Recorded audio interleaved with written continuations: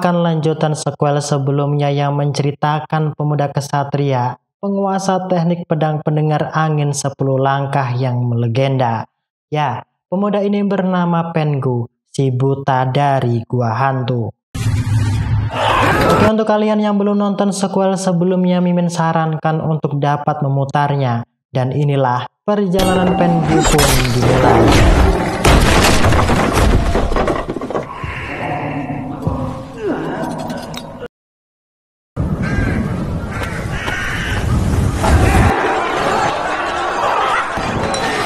Jauh di ujung etan di bagian utara dinasti Tang, terlihat di sebuah rumah hiburan. Pengu datang sambil memberitahu lukisan buronan penjahat kelas kakap di 3 provinsi dan 5 kabupaten di hadapan seseorang. Di sini Pengu juga berkata bahwa kelima buronan ini telah melakukan 13 kasus kejahatan dan membunuh menewaskan 27 orang tak bersalah. Namun siapa sangka, meski dirinya buta, namun ia berhasil menemukan dan membekuk kelima buronan tersebut.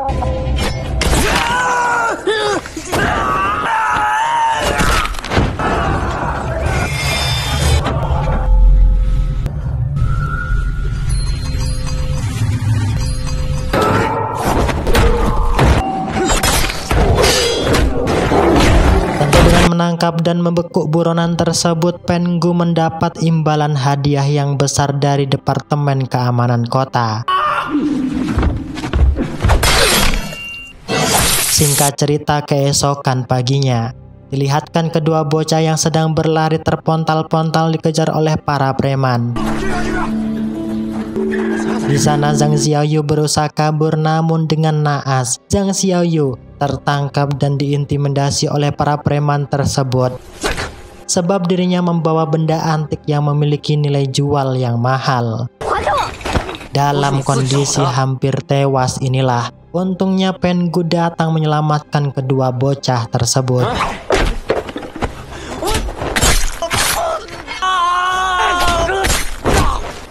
Malam harinya, di saat Zhang Xiao mencuri makanan di kedai Mbok Darmi,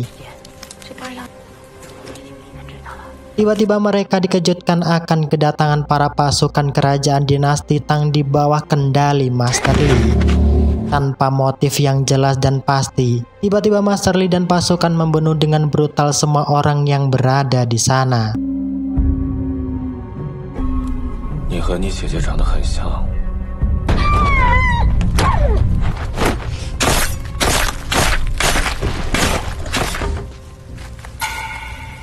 Setelah melihat kejadian yang sungguh tragis itulah, saudara Zhang Xiao yang bernama Chou juga dibunuh oleh pasukan Master Li.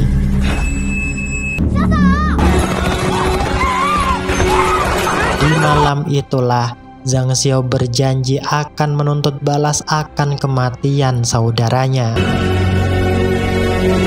Singkat cerita, pagi harinya terlihat dengan jiwa pemberani Zhang Xiao menghampiri Pengu. Di sana ia bermaksud meminta agar Pengu dapat membantu dirinya untuk membalaskan dendam atas kematian Chou. Namun permintaan tersebut tentu ditolak olehnya karena misi yang dijalankan Pengu belumlah selesai. Di waktu yang hampir bersamaan, ia menghampiri mata-matanya yang ia beri tugas untuk menyelidiki keberadaan daftar buronan yang sedang ia cari. Setelah mengetahui target keberadaan buronan tersebut, esok paginya Pengu mulai menuju tempat yang sudah ditunjukkan oleh orang tersebut. Di pertengahan jalan dengan pacuan kuda yang kencang, Pengu tersungkur masuk ke dalam jurang akibat roda gerobak kuda yang ia naiki patah sasis. Di waktu yang bersamaan pula, Pengu juga sadar bahwa Zhang Xiao telah menyelinap mengikuti kepergiannya. Karena tak tahu di mana titik keberadaannya saat ini, Pengu memanggil Zhang Xiao agar dapat membaca peta petunjuk arah untuk dapat sampai di titik tujuannya.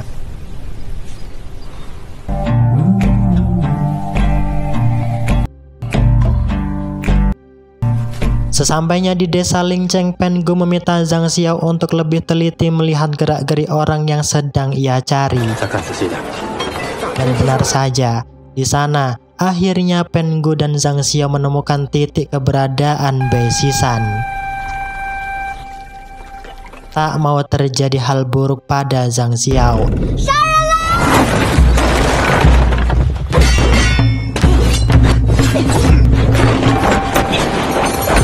Pengu menyuruhnya untuk menjauh agar ia lebih leluasa menangkap dan membekuk lawannya.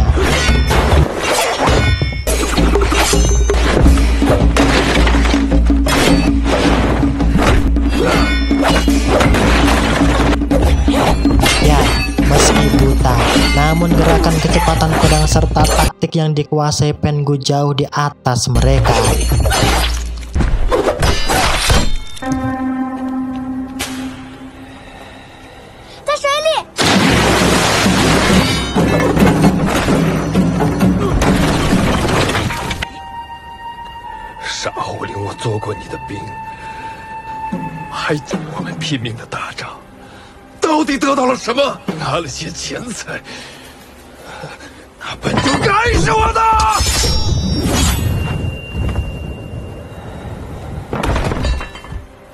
Setelah menyelesaikan misi kedua, malam harinya Pengu meminta Zhang Xiao untuk tidak mengikuti dirinya pergi, sebab pekerjaan yang ia lakukan sangatlah membahayakan. Karena tak memiliki siapapun untuk kembali. Setelah ditinggal Pengu, Zhang Xiao berusaha mencari titik kepergiannya. Selama 1 bulan lamanya berpisah inilah, dengan tak sengaja Pengu melihat Zhang Xiao yang sudah tergeletak dan hampir kehilangan nyawa karena terkena gigitan ular berbisa. Setelah siuman, Zhang Xiao meminta agar Pengu dapat mengajari dirinya bela diri dengan tujuan agar ia bisa membalaskan dendam atas kematian saudaranya. Tentu permintaan tersebut diabaikan oleh Pengu sambil berkata bahwa ia memperbolehkan Zhang Xiao tinggal di sini asalkan ia tak lagi berbicara untuk balas dendam. Karena tak ingin hanya berdiam diri di rumah, Zhang Xiao tetap mengikuti kepergian Pengu untuk membantu menuntaskan misinya menangkap para buronan. Dan benar saja, terlihat satu persatu buronan berhasil Pengu tangkap dengan bantuan Zhang Xiao.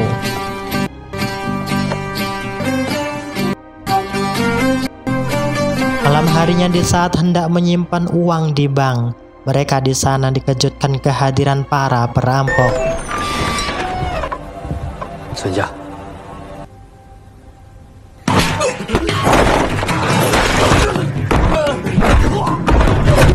Pengu yang tak ingin ambil resiko, ia memilih pergi menyelamatkan Zhang Xiao yang hampir terkena sambaran pedang api.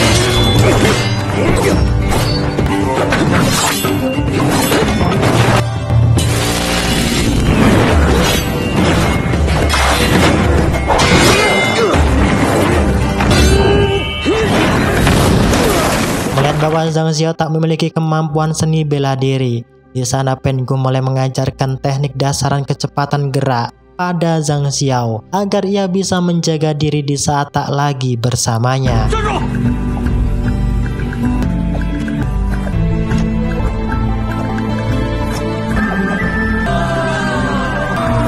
Disinilah terlihat Pengu dan Zhang Xiao mulai semakin dekat. Bahkan Pengu juga menganggap jika Zhang Xiao ialah anaknya. Tak berselang lama keesokan harinya terlihat Pengu membawa Zhang Xiao pergi menuju dataran Etan, tempat keberadaan kuda hitamnya dititipkan.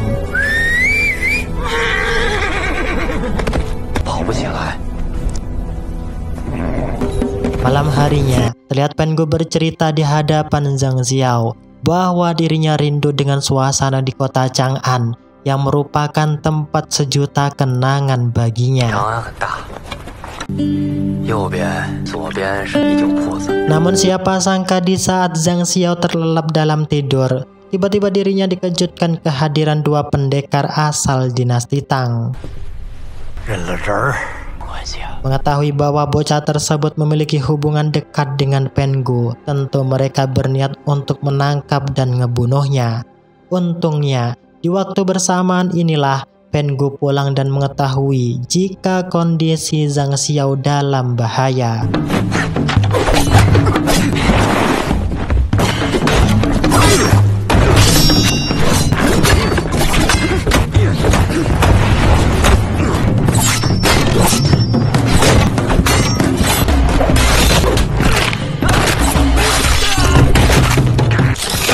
Karena sudah tak memiliki pilihan lain, akhirnya Pengu bersedia membantu Zhang Xiao membalaskan dendam atas kematian saudaranya. Meski jalan yang ia lakukan salah di mata pengadilan. Sadar dengan hal tersebut, akhirnya di sini Zhang Xiao sadar bahwa balas dendam bukanlah salah satu cara untuk menyelesaikan masalah. Yang ada, balas dendam akan memperburuk keadaan yang mengakibatkan hidup tidaklah tenang.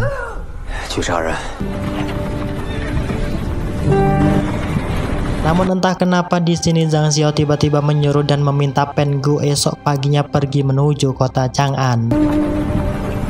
Bahkan Zhang Xiao juga berjanji akan memberikan salah satu mata miliknya agar Pengu bisa melihat kembali. Zhang Xiao yang tak ingin kematian kedua pendekar asal dinasti Tang melibatkan permasalahan yang besar untuk Pengu. Malam harinya, ia memutuskan pergi menuju kota Yaozu di saat Pengu terlelap tidur. Sadar dengan hal tersebut, pagi harinya terlihat Pengu bergegas kembali menuju kota Yaozu sebelum matahari tenggelam. Dan benar saja, di sisi lain, terlihat Master Li sangat terpukul melihat kematian salah satu pendekarnya. Di sini ia mulai mengerahkan segala pasukan yang ada untuk mengejar kepergian Pengu dan si bocah kecil tersebut. Namun siapa sangka Zhang Xiaoyu sudah berada di dalam markas dan seketika melesatkan serangan ke arah Master Li. Karena hanya anak kecil, tentu kemampuan Zhang Xiao bukanlah lawan imbang baginya. Di sini Master Li mulai menginterogasi Zhang Xiao sambil memberikan bubuk racun mematikan padanya. Bahkan, Master Li juga berkata, setelah ia berhasil membunuh dan mencukil salah satu matamu, dirinya tak akan membiarkan si buta itu hidup lebih lama. Ya, dalam keadaan yang semakin genting inilah Pengu, si buta dari gua hantu datang menerobos masuk menyerang dengan amat membabi buta. Di hadapan Zhang Xiao, Pengu mengatakan tidak akan pergi ke Chang'an jika hanya seorang diri. Dan inilah pertarungan hidup dan mati pun dimulai.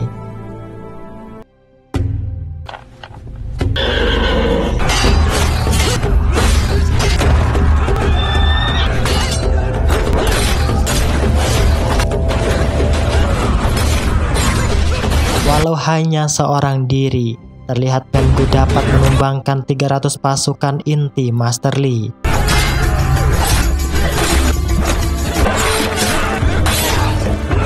Karena racun yang berada di dalam tubuh Zhang Xiaoyu sudah mulai menyebar di segala saraf, terlihat ia terjatuh pingsan di sana.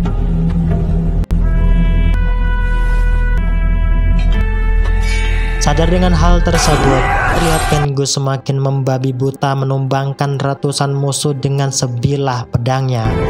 Melihat si buta tersebut tak bisa dianggap remeh.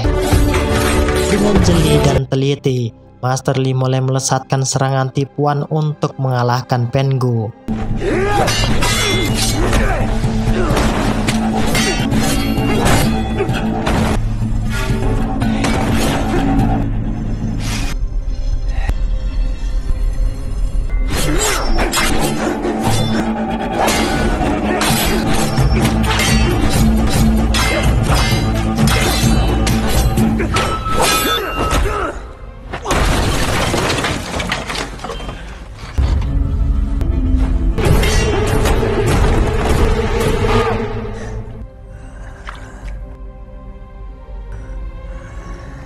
Ya, dalam keadaan yang sudah sekarat inilah terlihat Pengu masih dapat melakukan perlawanan hingga titik darah penghabisan.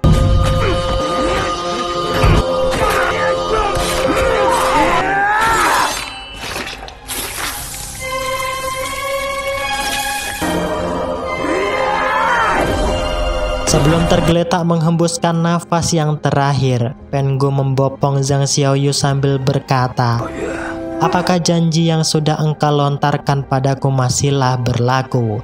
Karena luka yang dialami Pengu sangatlah dalam. Di akhir film, dilihatkan jika Zhang Xiaoyu berhasil diselamatkan oleh kerabat Pengu, dan di saat itulah hal yang tak pernah diduga-duga pun terjadi, yaitu film pun selesai. Oke, terima kasih untuk kalian yang menonton video ini sampai habis. Dendam selamanya tidak akan membuat hidup tenang. Untuk itu, tetaplah menjadi air yang memiliki sifat manfaat yang tinggi. Ya adalah, saya Miminasi Film pamit undur diri karena belum ngebayar angsuran di warung Mbok Darmi. Saya Miminasi Film, bye-bye.